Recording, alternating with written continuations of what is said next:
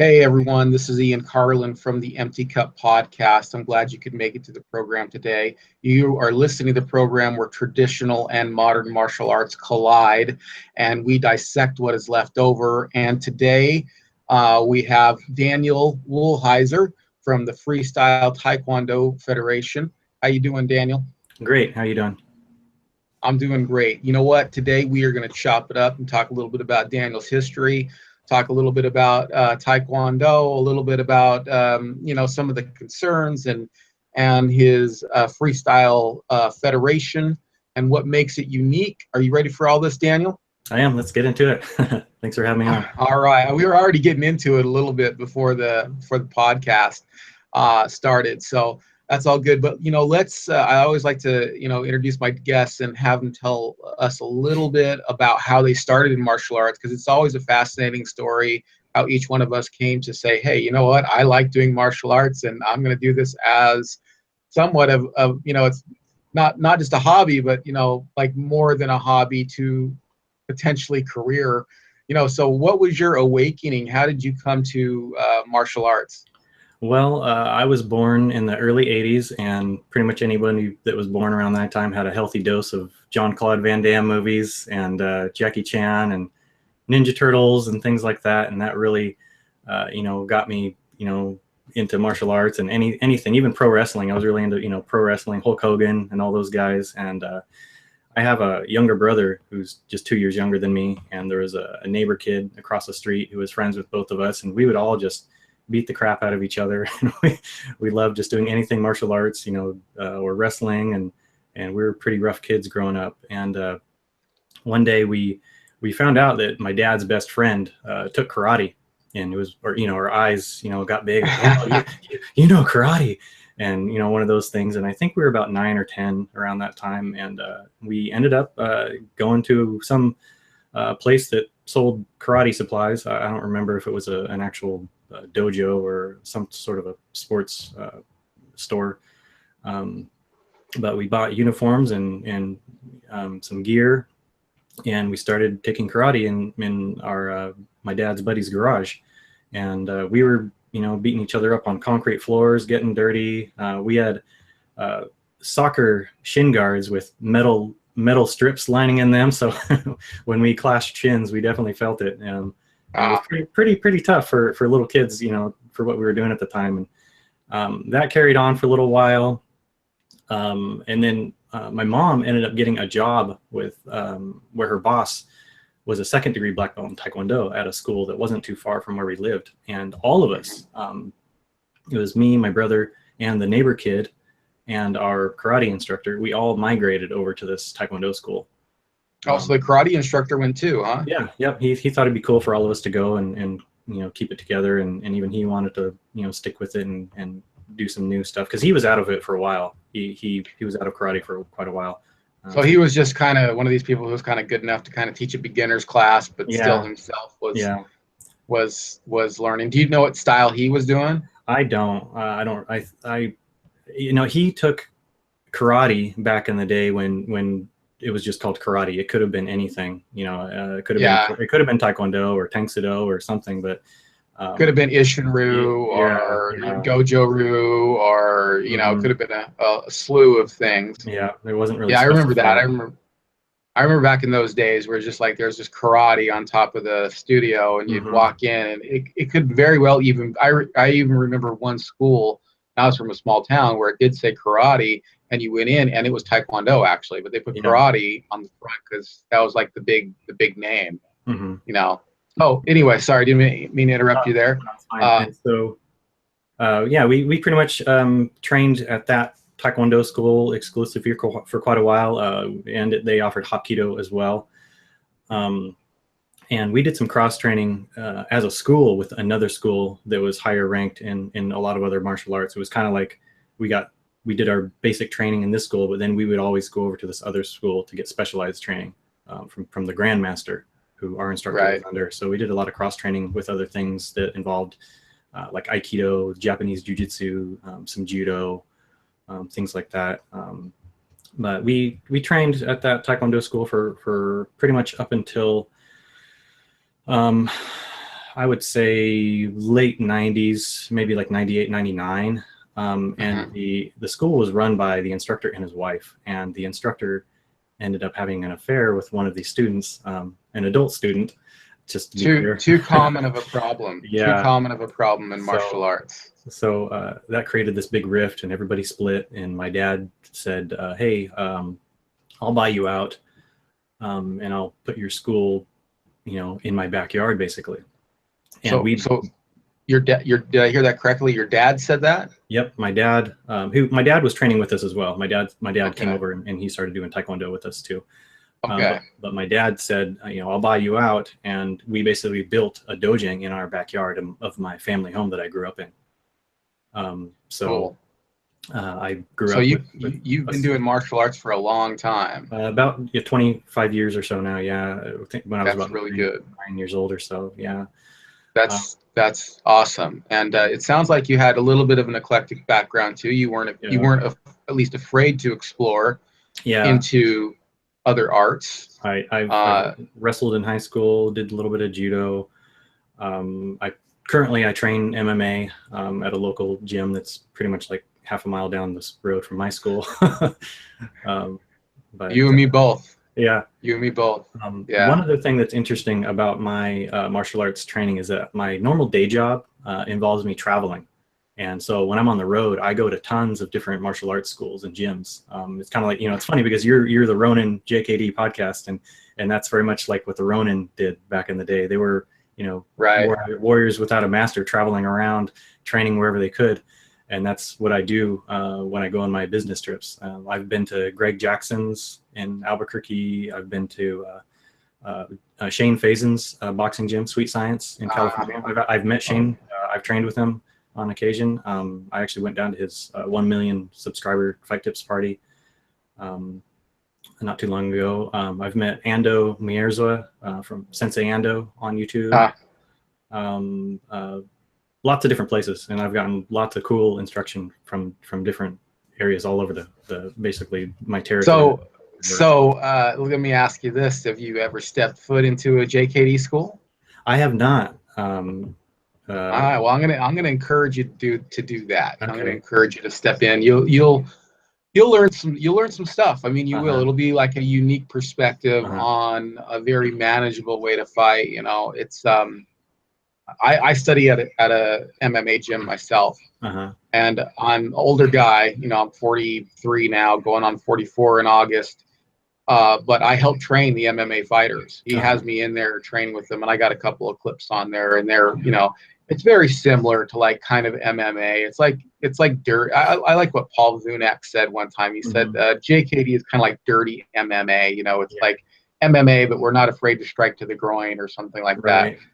So let me encourage you to go to a gym, go to a JKD gym, see what you think of it. And come back and tell me. I'd love to hear what your experience is. That's a good idea. I tried to kind of teach myself some Jeet Kune Do earlier on in my martial arts days, just by reading the books and Dao Jeet Kune Do and all the other little Bruce Lee books, and so I definitely do have an appreciation for Jeet Kune Do, and I actually still have a lot of it that I use in my as my bread and butter. There's the longest period of time where I exclusively sparred. I'm right-handed, but I would spar southpaw, because Bruce Lee said to always keep your strongest side up, and I'm very ambidextrous now because of that. I can spar either way perfectly fine. Southpaw cool. Or orthodox. So that's really cool. That's really cool. Yeah, I've been sparring with my right hand forward for a long time. I switch, I'm right-handed and I spar with that. The school that I came from originally was the White Dragon Martial Arts School, which was Tong Soo, which was basically Tong Soo with 5 animal kung fu and Aikido kind of mixed in. And so in the Tong Soo, we were always sparring with our right hand forward because we were doing a lot of like point sparring. You know what I mean? Right. And with the point sparring, you're basically looking to tag that front hand, or the front foot, or you put your best foot forward. And when I went from that into JKD, they were like, okay, make sure you have your strong side forward. So I had to train to actually fight with my left side forward. I was the other way, the other way around. Right. So let's get into a little bit of the freestyle Taekwondo, because obviously you weren't completely happy with everything you were learning, or you at least felt like you wanted to explore at least a little bit beyond what was what was acceptable. Right. So talk a little bit about the development of that and how that went. Well, this whole freestyle philosophy has kind of been ever since my dad opened up our family school. We came from a school that had Taekwondo in the title of it, and we exclusively left out Taekwondo, and it's called Counterpoint Martial Arts, and we wanted to call it martial arts because we didn't want to pigeonhole us into just one specific thing. We offer grappling, kickboxing, lots of other things, but it's also a way to it was a way to differentiate ourselves, because we wanted to get away from some of the bad rule sets that are out there, the point fighting rules and the Olympic style rules, and that's where a lot of it comes from. Is there's kind of two sides. There's the rules that these major organizations create that I disagree with, and then there's just the way that a lot of these Taekwondo schools operate, which is where they prioritize these life skills, confidence and self-discipline and these things for like these little kids to improve, their character and their personality, but they leave out, the martial art. Everybody wants to be a martial artist, but it seems like they don't want to do the martial art part. They just want to go in, have fun, Right. Put their kid in there for glorified daycare, things like Yeah. that. Right. So what did you disagree with? Tell me a little bit about, so you kind of disagreed, and you probably agreed a little bit with each and disagreed a little bit with each. So talk a little bit about the point sparring part that you were saying you're disagreeing with. So with the sport rules, the Olympic style is what I'm more familiar with. I at least now I used to do point fighting back in the 90s, but then we got out of that, got into more of the WTF stuff. And if you look at my videos, you'll see I have a WTF flag in my school because that's pretty much what's available in the area. Some of the kids, they still want to go to these tournaments, so we give them tournaments to go to, and that's what's available. But the point fighting, I don't like because one, it's non-contact. About 90% of what's out there is non-contact. You might have an obscure one-off tournament that has some contact or something, but usually it's non-contact. And with the point fighting, where they stop each time, they throw the flags up and yell point or whatever. It's almost like a paper, rock, scissors game. It's just whoever gets the shot in there first, and then it's done, reset. And that's not really how fights go. I prefer continuous sparring with some contact as well.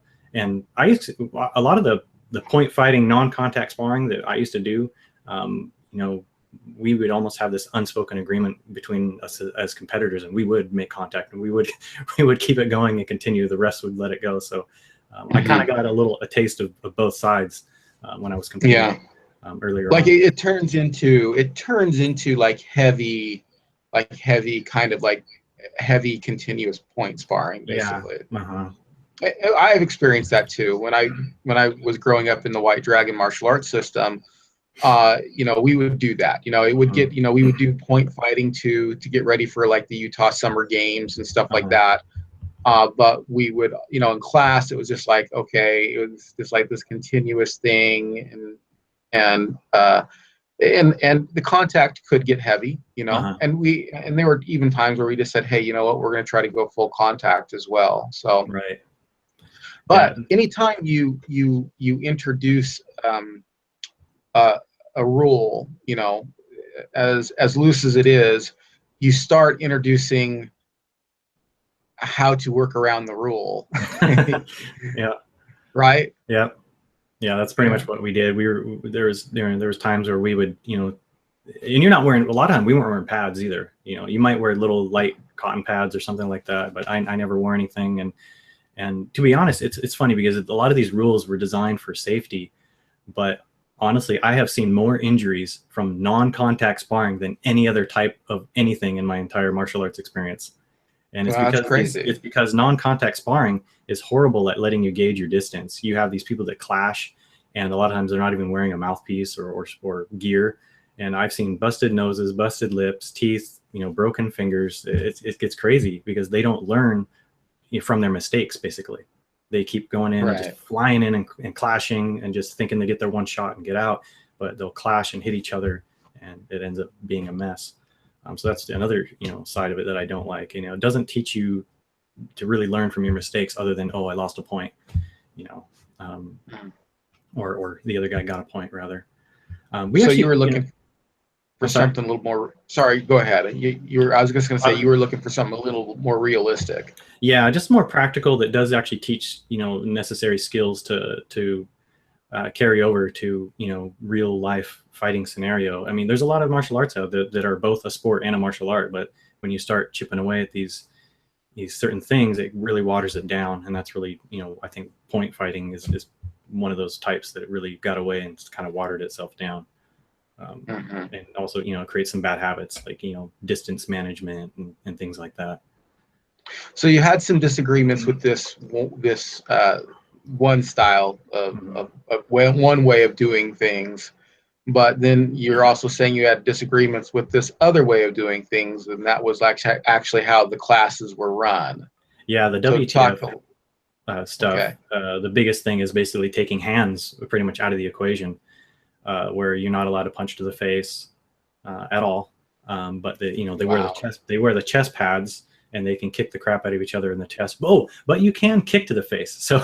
So you're not allowed to punch to the face for safety reasons, but your leg, which is much heavier and more powerful, can kick the face. So it doesn't make sense. Yeah, that doesn't make a lot of sense. I have a good friend of mine who's hookish in karate, and he's a badass, and he's done full contact matches. But and as far as he has full contact. And, it's just like, okay, well, if you're going to do karate, I would do that. But it's just something that doesn't really make a lot of sense to me either. Right. It's just like you can kick somebody in the head and knock them out, but you can't hit them in the head or in the face or whatever. And sometimes you can punch to the chest, but I've literally watched tournaments where these people are just doing these nice, beautiful punches to the chest, and the refs sit there with their little clickers and they don't give the score. It's like they totally are biased, against punching. They just want you to get these, beautiful Taekwondo kicks, and that's it. Right. Kind of sad because they're really watering down their sport. And what I can't believe is that anybody went along with these rules. I'm like, where's the outcry? Where's the, if boxing rules all of a sudden came out and said you can only use one arm in your boxing, everybody would riot in the streets or something. Nobody would go along with that. But for some reason, the Taekwondo world said, okay, we'll go along with your rules. No, you don't have to do that. Keep your martial art, and don't let these corrupt organizations, tell you what to do with your Taekwondo. Right. Yeah, it's a little nutty. So let's move the timeline along. So where does freestyle Taekwondo come in? Well, basically it was like kind of before this podcast went live, I was talking to you a little bit about the background of it. And like I said, we had this philosophy of, trying to be more realistic in my school. But then earlier last year, I decided, okay, I'm going to launch it out to the public, take it to the internet and for the rest of the world to see. And my goal was basically to be like the alternate, I'm another option for, there's a lot of people out there that are unhappy with ITF and WTF. There's a lot of people quitting Taekwondo. There's a lot of schools out there that are hurting for students, unless they're like these little kids programs. That's pretty much all you get. But when people want to graduate and actually get out of the little, kids programs and go to something more realistic, there's not a lot of options for Taekwondo. And I got sick of people quitting Taekwondo. I've seen it in my school so many times. It's hard to have somebody who's above puberty age in Taekwondo. They just grow out of it. They get all these life skills and character building exercises, but when you start hitting puberty, or up into your 20s, you don't need that anymore. You are who you are. You're going to make your own decisions. If you need life building skills at that age, you probably are going to get it from a therapist or a probation officer. You're not going to listen to it. It can, but you know, you're now. Dude, that's crazy, you know, that's something you just brought up now that I've never really thought about, but upon reflecting upon it, it's true. You go into Taekwondo schools, Mhm. and there's like two adults, and they're the teachers, and the rest are kids. Yeah. There's usually You barely find anybody above 13 at a yeah. Taekwondo school. Yeah, I don't know why nobody's put on their thinking cap and tried to analyze That's this and figure it crazy. out. There's little kids, or there's maybe some 40-year-olds or 50-year-olds or something, and a lot of times they're just doing it for fitness or for social reasons, which is fine. If they want to do it for that, that's fine. But there's this big missing window of the market that Taekwondo is missing out on, and you don't. Mm-hmm. And I don't know why nobody's said, you know, try to adjust their curriculum or whatever to keep those students So, in-house. do you think UFC drew people away from that? Or do you Definitely. think that? Oh yeah. Yeah. Definitely. Yeah. You know, it basically, you have this great equalizer that picks, you know, that points out that this works, this doesn't work, you know, and if you want to be effective on the street, you need to adjust, you know, you need to adapt to survive. Well, yeah, you know, and it's crazy too, because you think that it would, honestly, you think it would do more too, Mhm. but you got so many people who are just, you know, so steeped in their tradition that they can't see. I, Um, uh, in Go my ahead. experience, from being actually in the business of martial arts, both, you know, as a student and as a school operator, and having, you know, my family run school, I've seen where, this is my theory on what happened. You know, in the 90s, MMA sprouted up with the UFC and everything, and there was this big growth of interest in martial arts, but there weren't any. Or let me rephrase this: there weren't a lot of MMA schools out there, so people just went to whatever was available. So there was a period in the 90s and early 2000s where a lot of these schools did have growth, but when these other MMA gyms and BJJ and kickboxing and whatever gyms started popping up, then they said, "Oh, that's available now," and they migrated back out and went to, you know, where they wanted to, you know, They finally went to get. schools like specifically, yeah, for Mhm. MMA. Yeah. You know, that's true, because I honestly think that the first UFC, at least the first like three UFCs, probably did more for jujitsu than Mhm. anything else. It's not Yeah. like people were going to go to an MMA school. You know Yep. what I mean? It wasn't until like UFC 10 or 12, somewhere around there, you know, start getting into like the tank. I'm not an expert in UFC, but you said it wasn't so you got getting like into like the Tank Abbott years and stuff like that you started seeing, you know, MMA schools Uh-huh. coming up. Right. So did you have a personal awakening? You know, if you don't mind me asking this, was there a moment where kind of it just dropped for you and you just said, "Look, I need to do something else," or Yeah, was it more of a development? there was basically this, there's been this constant struggle because there aren't any options out there, like I said, for students to go to tournaments. They can go to ITF or WTF. So they want to go to these tournaments, so we have to teach them the rules and we have to allow them to spar that way. And so I would try to teach my students, no, keep your hands up. You know, I'm teaching them better things, because WTF, you know, they just leave their hands down. They get in these very bad habits. They get into these crazy wide side stances. They just do goofy stuff. And I try to teach them to correct these things. And my students kept getting yo-yoed back and forth.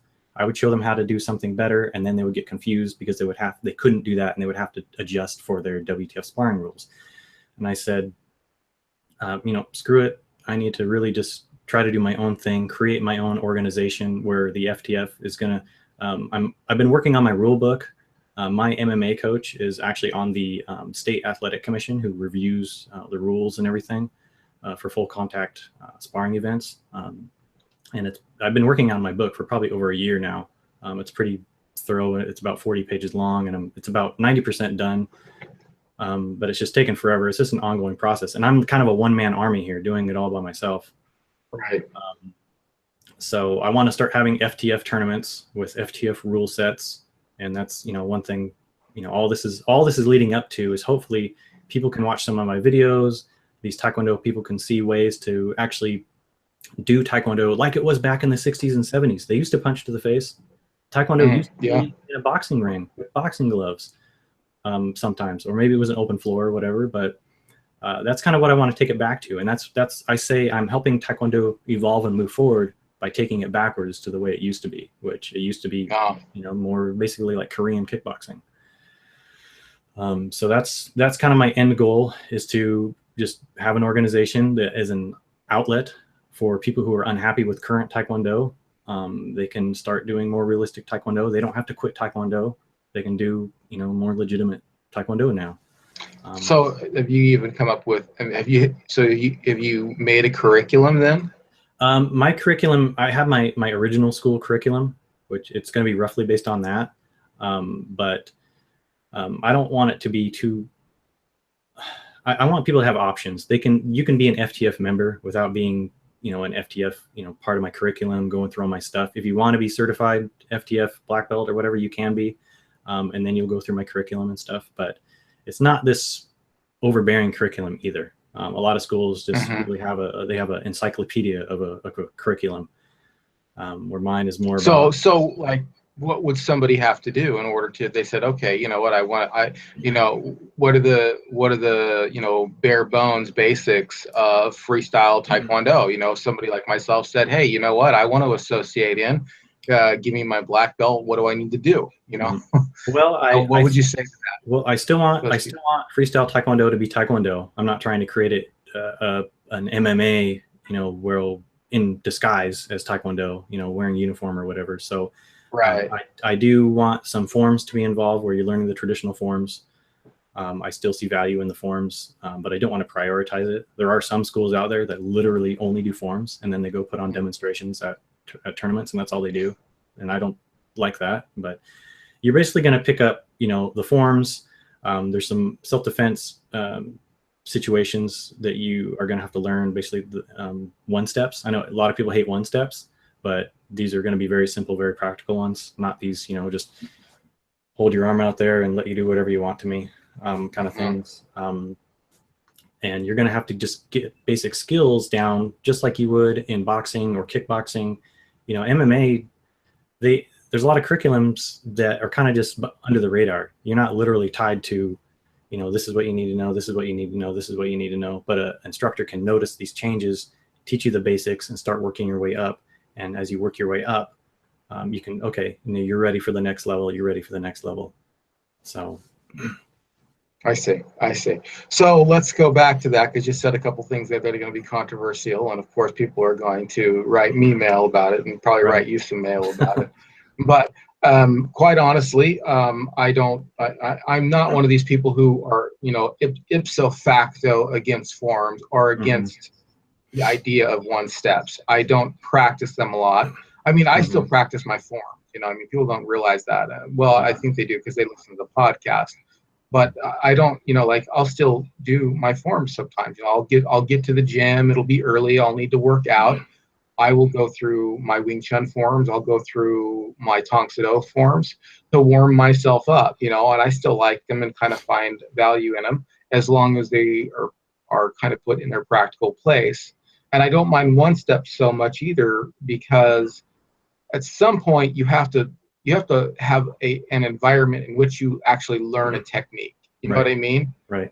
The question is that all you do? You know what I mean? That's the real bottom line. It's like, I don't mind if somebody throws a straight, you know, like a reverse punch at me, and I do something like a pak da or something like that. I've got to learn pak da. You know, I've got to learn, or you know, a knife hand block or something. You know, I've got to learn what that is. So you have to have the safe environment to learn it. The question is that all you ever do? You know, no, if that's all you ever do, you know. So is that the same kind of philosophy you're saying there? Is that the same kind of thing that you're talking about?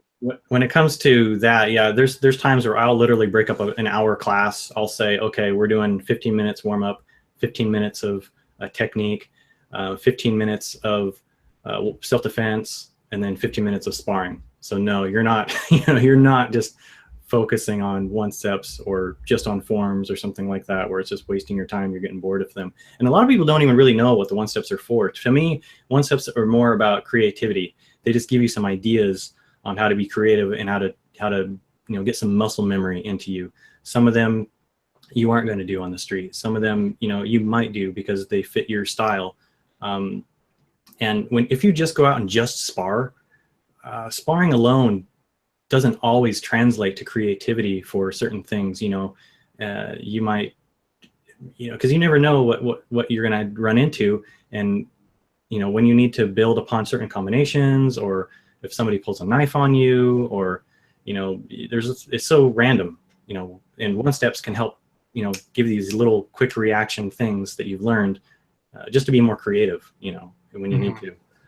And there's times where I definitely see that. I mean, yeah. I definitely see that where, we rely heavily on sparring in JKD. But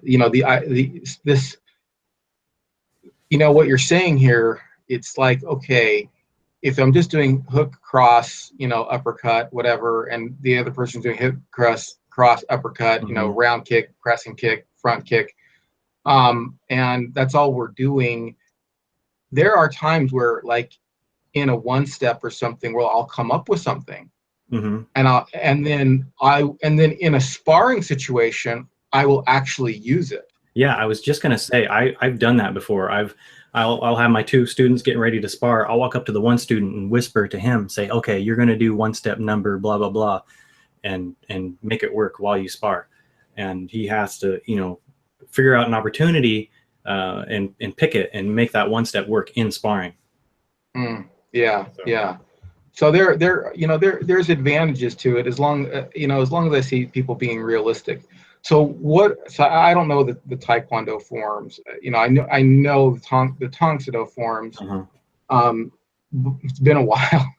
I actually had to relearn the Sai not too long ago, because it's been like 15 years since I'd done it, and I remembered the beginning and remembered the end and forgot a little piece in the middle. And luckily my MMA teacher is also a black belt in Tongsudo, so he was just oh no, this is where this comes in.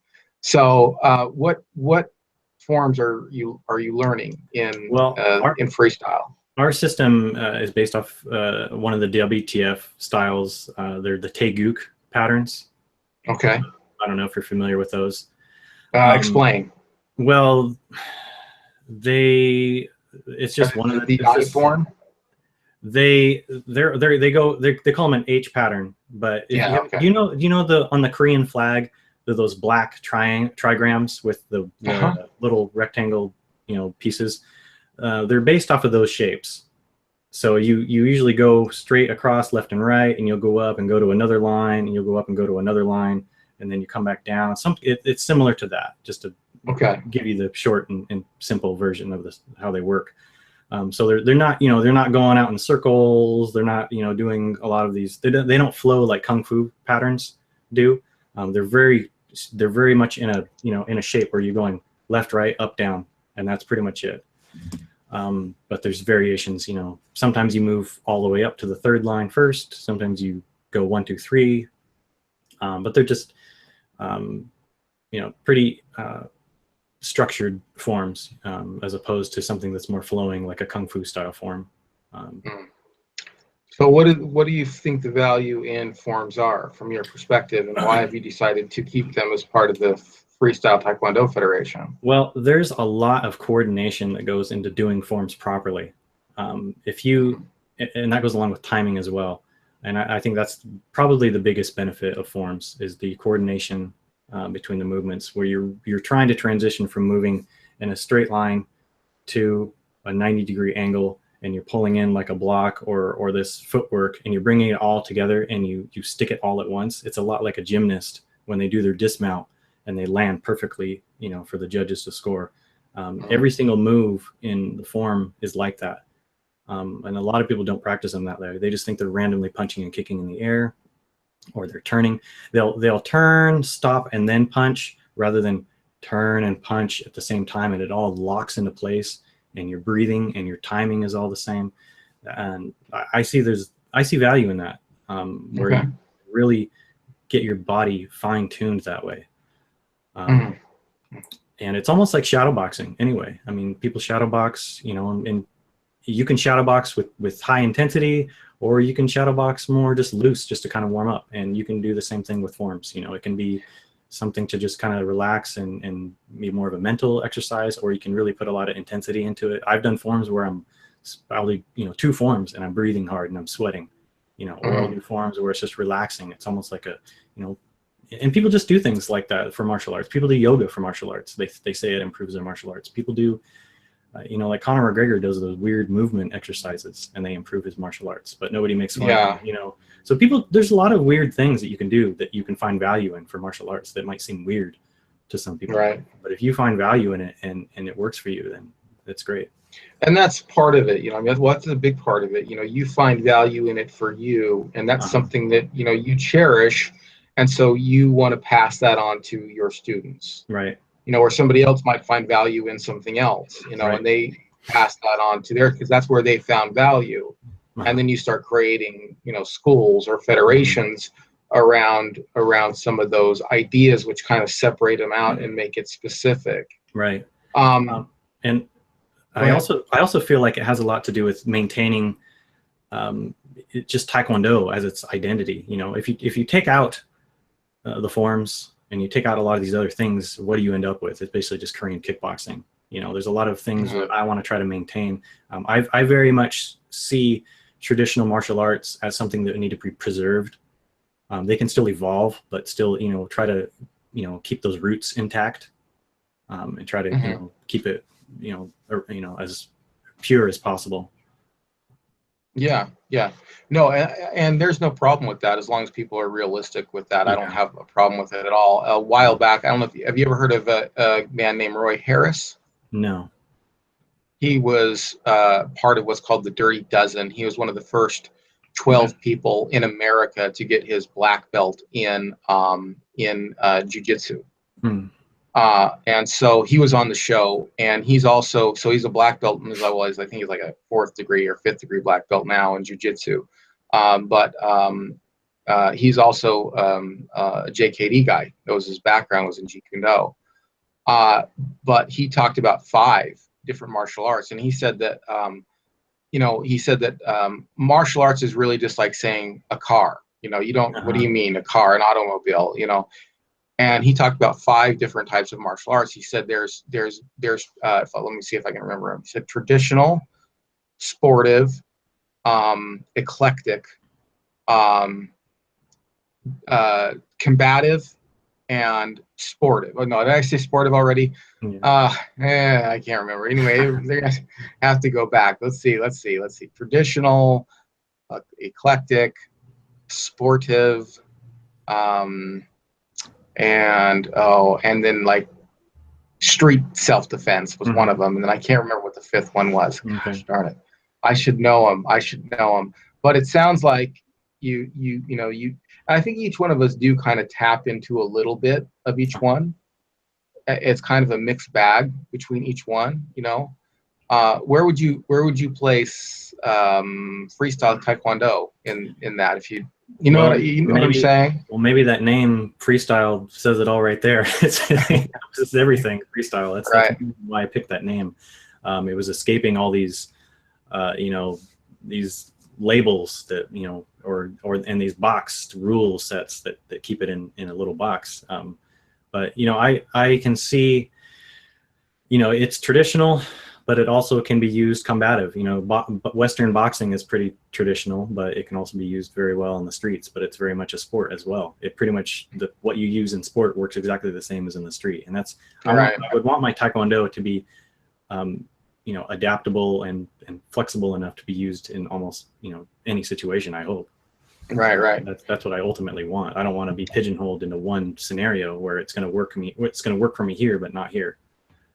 Right. I like what you said too, going back a little bit, where you said that it's this, you know, you're trying to retain Taekwondo and make it, you know, a freestyle, and make it, you know, combative, ready, but you also don't want to just say, like, well, I'm just doing MMA and just calling it Taekwondo, because that's my background. You know, that's I think it's very honest of you. And it's just the same, and I feel a little bit of the same struggle in JKD, because JKD, a lot of it is going into MMA, because I think that's a lot of Bruce Lee's idea, is kind of seen in a lot of MMA. But there are things in JKD that are, that are retained in JKD that you don't really find in MMA. You know what I mean? That's still market out as Jeet Kune Do. So for instance, when I go and I spar, I have there's things that cross over. We have the jab, the cross, the hook, the uppercut. Then we have, their basic kicks, like the round kick, the side kick, the front kick, that kind of thing. But we also have, because Bruce Lee learned a lot of his high kicks from Chuck Norris and another, I forgot the guy's name, a Taekwondo guy. And so we have like, the spinning hook kick, the high round, the crescent kicks, the axe kicks, all that kind of stuff.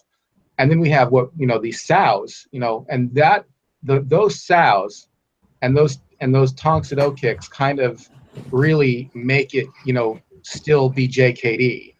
When somebody comes in to throw a jab at me, I am less likely to dodge. I'm more likely to do. I'm more likely to do a Pak Sao and which kind of still marks it out as JKD. It's not just I'm calling it JKD, but I'm really doing MMA. And it kind of sounds like you're doing the same thing. You're actually trying to preserve in some sense, what is Taekwondo, right? Right. And to expand on that, in my opinion, traditional Taekwondo doesn't exist in its current form. They've changed it so much and taken the rules and just modify them so much. There is no more traditional Taekwondo. The traditional Taekwondo was the way it was, back in the 60s and 70s. And then they decided to, change it so much that it's not the way it, was originally designed. And that's one reason why one of my slogans is it's the future of traditional Taekwondo. I want to go back to the way it was, but it's also new and updated. One thing I didn't mention, I'm a licensed boxing coach through USA Boxing. Okay. And, so I think I can help bring punches back into Taekwondo with that experience, right. Trying to, get these Taekwondo guys to pick their hands up and start throwing more jabs and using them together. And that's the thing. Can you imagine somebody with Taekwondo kicking and boxing, a boxer's punching? That's a very awesome combination. Yeah. I would think that would be very successful, either on and off the street. Well, it is. And, a lot of times people don't really understand the power that you can generate with those Korean kicks. A lot of time people have replaced, and this is one place where I have not crossed over. Like I practice the Muay Thai kicks because I'm in class, and they're like, well, if you just, turn your hip a little bit more and put your hip into it, you're going to get more power out of it. And I've been doing, and that's, a more Muay Thai type of a round kick rather than like the Korean type of a round kick. And I'll do it, because I'm like, I'm not a dick, I'm trying to satisfy the teacher and, be nice to them. But I've knocked people out with the Korean round kick. It's way more powerful than people think. And yeah, of course, the Muay Thai kick is more powerful. It does put more energy into it, but there are some drawbacks too. Number one, you throw the kick, you're pretty much done with that kick. It's down, it's over. You've thrown your momentum. Where with the Korean style, you can throw multiple kicks, and they are heavy enough if you practice them that you are delivering, a good amount of power into it. Right. Yeah, it's all how you deliver it. Some people want to just do a little snappy flick kick, and and if you know how to do it, you can throw, a round kick just as heavy and hard as these Muay Thai guys. And with Taekwondo, you have more kicks to select from. Muay Thai, it's an awesome style, but they only use about the front kick and the round kick. They might do some other ones, but it's typically not as popular. Whereas Taekwondo, you have the whole buffet to choose from. Right. And if you want to use that into your Muay Thai, that there's a lot of extra tools in your toolbox. So I think Taekwondo is very versatile if you know how to use it and if you train it properly. And that's the point right there. If you train it properly, you don't train it for the point, because the point becomes a game of tag. Yeah. You know what I mean? But if you actually train it for power, it can be super effective. Right. And I know this because I can come in and I can, load my leg up like I'm going to do a jab, sorry, not a jab, but I'm going to do a side kick and come up with a fairly devastating hook kick or round kick. Exactly. Yep. And people don't expect that. Yeah, that's what I love about the Taekwondo chamber. You can have one chamber that gives you multiple options for for kicks. What you bring your knee up, what are you going to do? Like you just said, hook, side kick, round kick. You can do an axe kick even sometimes from the same chamber. Yeah. If you know how to throw it, and you can really mess up your opponent. By not telling them what you're going to do. People need to go back and watch Bill Superfoot Wallace. Yeah. If they don't believe that is legitimate stuff. Bill Superfoot Wallace can knock people out with those kicks. And I didn't know this until like last year. He basically only had one good leg. He always wore pants when he sparred, and that's because he wore a knee brace. He only had one good leg, and he still did as well as he did. Yeah, and it was his non-power leg too. Yeah. That was the good one. He was naturally right-handed, but his knee was bad, so he developed everything off of his left lead. Yeah, which was crazy. Yeah. I love Bill Superfoot. That's one person that I used to just watch over and over again and try my best to imitate everything with his kicks that he did. I loved him. Well, cool. We're coming up here on the end of the program. Any final thoughts? Anything that you kind of want to express about freestyle Taekwondo? If you are a Taekwondo person out there and you're unhappy with your Taekwondo, now there's other options, and I would hope that as an instructor out there, if you're for instructors that are having difficulties with their Taekwondo, to get out of their box, and try to. It's okay to do something different and do something new. And hopefully, I can, if you reach out to me, I can, help you with that. The FTF has been growing pretty steadily, slowly but steadily. I'm a very busy individual. Like I said, I'm only one person working on this, everything. But I definitely see good things in the future.